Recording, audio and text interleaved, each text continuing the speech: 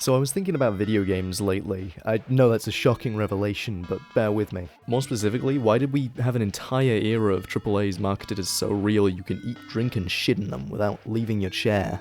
In retrospect, you can do that without video games, but that's not really my point. The strange thing is that people are now actively choosing to play games that intentionally look like the best attempts at realism from decades ago. I mean, especially Markiplier, that man cannot get enough of them. Hi.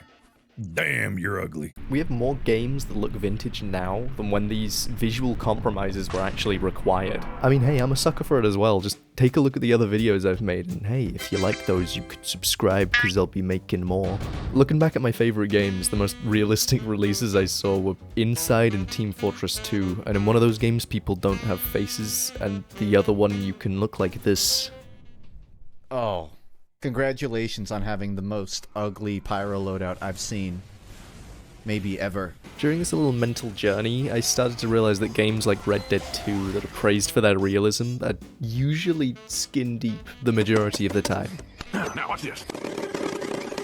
Realism is a terrible word to describe what is added to this game because anything real but boring is trimmed out. You can't convince me features like making horse balls shrink in cold areas meaningfully impact gameplay. Now I know this sounds like I'm just angry at words, which is entirely correct, but this led me to an idea that's actually interesting. The point of games is inaccuracy, which is the last thing your ranked team wants to hear, but that's not important. If Arthur Morgan were real exactly as he's presented in-game, as in he can skin a rabbit in 2 seconds and take multiple bullets to the head, I don't think he would have any interest in playing Red Dead. This thing got me thinking, if we have games tailored to be similar to reality, we haven't seen a push in the opposite direction. I want to see a 4th-dimensional VR dating game. More stuff like LSD Dream Emulator.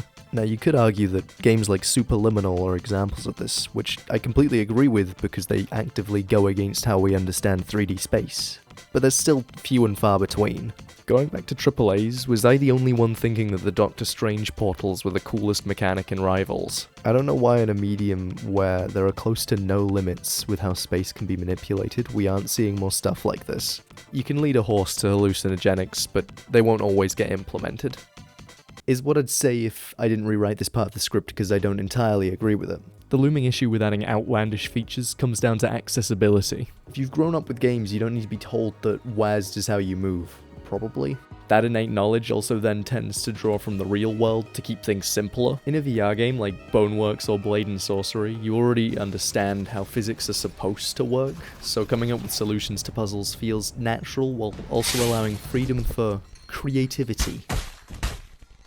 If you take away that groundwork, your game can become alienating.